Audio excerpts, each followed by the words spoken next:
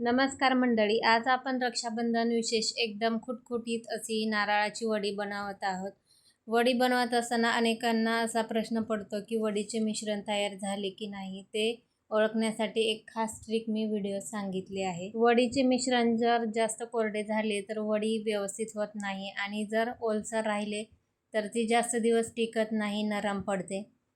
तर भरपूर टिप्स सहित व्हिडिओ मी बनवला आहे, त्यामुळे कुठेही स्किप न करता शेवटपर्यंत नक्की पहा. आणि वडी तुम्ही इथे बघू शकता, एकदम पांढरी शुभ्र आणि टेक्स्चरसुद्धा एकदम परफेक्ट झालं आहे. तर नारळाची वडी बनवण्यासाठी इथे मी एक नारळ फोडून घेतलेला आहे. त्याची वरची जी काळी पाट आहे ती या पद्धतीने आपल्याला काढून टाकायची आहे आणि नंतर याचे एकदम छोटे छोटे असे तुकडे करून घ्यायचे आहेत. व्हिडिओमध्ये एकदम परफेक्ट असं मी प्रमाण सांगितले आहे. या पद्धतीने जर तुम्ही वडी बनवली तर पहिल्याच प्रयत्नात तुमचीसुद्धा परफेक्ट होईल. तर इथे वरची साल काढली आहे आणि ही जी नारळाची वरची साल आहे काळी, ती तुम्ही चटणी बनवण्यासाठी सुद्धा वापरू शकता. नंतर या पद्धतीने याचे पातळ पातळ असे छोटे छोटे तुकडे करून घेतले आहेत. आता हे बनवलेले तुकडे आपल्याला मोजून घ्यायचे आहेत वाटी किंवा कपाच्या सहाय्याने. तर इथे पातळ पातळ काप यासाठी करायचे आहे जेणेकरून नारळ व्यवस्थित मिक्सरमधून बारीक होईल आणि वडीचं टेक्स्चर एकसारखं तयार होईल. तर इथे वाटीने मी हे नारळाचे तुकडे मोजून घेत आहे. तर 2 वाटी एवढे हे नारळाचे काप तयार झालेले आहेत. मिक्सरच्या भांड्यामध्ये घालायचे आहेत आणि जेवढा नारळ असेल त्याची निम्मी साखर इथे आपल्याला वापरायची आहे. साखर नसेल वापरायची तर गूळसुद्धा वापरू शकता. तर इथे 2 कप नारळाचं हे मी मिक्सरला थोडंसं अगोदर फिरवून घेतलं. नंतर याच्यामध्ये 1 वाटी एवढी साखर घालायची आहे आणि इथे अर्धी वाटी फ्रेश अशी दुधावरची साय घेतली आहे, ती अशी फेटून घेतली आहे, ती याच्यामध्ये वापरायची आहे, ज्यामुळे आपल्याला मिल्क पावडरची सुद्धा गरज लागणार नाही. आता हे मिक्सरला एकदम स्मूथ असं हे फिरवून घेतलं आहे. याच्यात नारळाचे तुकडे राहता कामा नये. तर बघू शकता एकदम मऊसूत असं हे फिरवून घेतलं आहे. आता गॅसवरती कढई ठेवली आहे. याच्यामध्ये हे बनवलेलं मिश्रण काढायचं आहे आणि काढून झाल्यानंतरच गॅस सुरू करायचा आहे, कारण गरम कढईमध्ये लगेच मिश्रण घातलं तर ते लालसर होऊ शकतं. तर अगोदर कढईमध्ये मिश्रण घातलं आणि नंतर गॅस सुरू केला आहे. गॅस बारीकच ठेवायचा आहे आणि सतत या मिश्रणाला अशा पद्धतीने हलवत राहायचं आहे. गॅस मोठा करू नका, नाहीतर वडी तेवढी पांढरी शुभ्र होत नाही, ती लालसर दिसते. तर वडीचं हे मिश्रण तयार होण्यासाठी 10 ते 12 मिनिटे लागतात. तर बघू शकता सुरुवातीला इथे थोडंसं मिश्रण सुरुवातीला पातळ व्हायला सुरुवात होते व नंतर घट्ट होते. तर अशा पद्धतीने सतत आपल्याला याला हलवतच राहायचं आहे. पुढे मी वडीचं मिश्रण झालं आहे की नाही हे ओळखण्यासाठी एक ट्रिक तुम्हाला सांगणारच आहे, त्यामुळे व्हिडिओ कुठेही स्किप करू नका. तर इथे बघू शकता 5 मिनिटानंतर अशा पद्धतीचं मिश्रण झालेलं आहे. गॅस मोठा ठेवायचा नाही. अजून 10 मिनिटे असंच याला मिक्स करत राहायचं आहे. साईडला जे लागलेलं मिश्रण आहे ते मध्यभागी घेऊन या पद्धतीने मिक्स करत राहायचं आहे. आता वडीचे मिश्रण ओळखण्याची ट्रिक मी सांगणार आहे.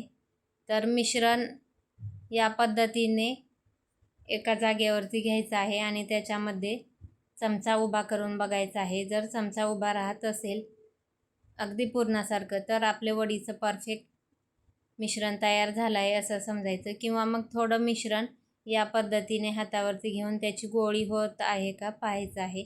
जर गोळी होत असेल तर मिश्रण तयार झालं आहे असं समजायचं. बघू शकता आता बऱ्यापैकी मिश्रण आपलं हे ड्राय झालेलं आहे आणि या पद्धतीने मी आता तुम्हाला चमचा इथे उभा करून दाखवत आहे. तर तुम्ही बघू शकता इथे एकदम परफेक्ट असं वडीचं मिश्रण झालं आहे. चमचा अजिबात खाली पडत नाही. आता गॅस बंद करायचा आहे आणि हे मिश्रण लगेचच आपल्याला ताटामध्ये सेट करायला ठेवायचं आहे. आणि अशा पद्धतीने गोळीसुद्धा होत आहे का ते सुद्धा तुम्ही बघू शकता. इकडे ताटाला मी अगोदरच तूप लावून घेतलं होतं. त्याच्यामध्ये आता हे वडीचं मिश्रण घालून लगेच याला आपल्याला चौकोनी आकारामध्ये सेट करून घ्यायचं आहे. सेट करण्यासाठी स्पॅच्युलाने अगदी व्यवस्थित होतं. स्पॅच्युलाच्या सहाय्याने अशा पद्धतीने तुम्ही याला सेट करून घेऊ शकता. बघू शकता एकदम प्लेन असं हे तयार झाले आहे. आणि लगेच चाकूला तूप लावून याच्या ज्या आकारामध्ये तुम्हाला वड्या पाहिजे आहेत त्या मार्क करून घ्यायच्या आहेत. गरम आहे तोपर्यंतच. थंड झाल्यानंतर व्यवस्थित त्या वड्या होत नाहीत. लगेच अशा पद्धतीने याला मार्क करून घ्यायचं आहे. आणि वरून आवडीनुसार ड्रायफ्रूट्स याच्यावरती तुम्ही लावू शकता. तर इथे बघू शकता चौकोनी आकारामध्ये अशा पद्धतीने मी वड्या कट करून घेतलेल्या आहेत. वरून मी इथे चॉप केलेले पिस्ता लावून घेत आहे. आणि असंच हे ताट आता सेट होण्यासाठी ठेवून द्यायचं आहे. बाहेरच ठेवायचं आहे, फ्रीजमध्ये ठेवायची गरज नाही. 1 ते 1.5 तासानंतर वडी व्यवस्थित सेट होते. वडी ताटातून काढत असताना घाई करायची नाही. पहिल्यांदा अशा पद्धतीने चाकूने याला अशा पद्धतीने व्यवस्थित असं मार्क करून घ्यायचं आहे. आणि अलगद उलटण्याच्या सहाय्याने अशा पद्धतीने वडी आपल्याला हळूच बाहेर काढायची आहे. पहिली वडी व्यवस्थित निघाली की बाकीच्या वड्याही व्यवस्थित काढता येतात, त्या मोडत नाहीत. तर इथे बघू शकता एकदम परफेक्ट कुटकुटीत अशी आपली नारळाची वडी बनवून तयार झालेली आहे. अशाच पद्धतीने इथे मी राहिलेल्या सर्व वड्या ताटामधून काढून घेते. व्हिडिओमध्ये सांगितलेल्या टिप्सप्रमाणे तुम्हीसुद्धा नारळाची वडी नक्की ट्राय करा आणि तुमचा अनुभव मला कमेंट्समध्ये कळवा.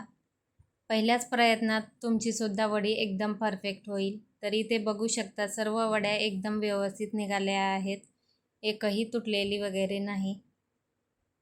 व्हिडिओ जर आवडला असेल तर प्लीज एक लाईक नक्की करा. इथे मी एक वडी तुम्हाला जवळून दाखवत आहे. एकदम परफेक्ट झालेले आहे. पांढरी शुभ्रसुद्धा दिसत आहे आणि टेक्स्चरसुद्धा एकदम परफेक्ट आलेलं आहे. एकदम खुटखुटीत अशी तयार झालेली आहे. तर बघू शकता एकदम परफेक्ट अशा आपल्या नारळाच्या वड्या तयार झालेल्या आहेत. या रक्षाबंधनला नक्की तुम्हीसुद्धा ट्राय करा. व्हिडिओ आवडला असेल तर प्लीज जास्तीत जास्त शेअर करा आणि चॅनेलला अजून पण सबस्क्राईब केलं नसेल तर प्लीज सबस्क्राईब करा. भेटूया अशाच एका नवीन व्हिडिओसोबत. धन्यवाद.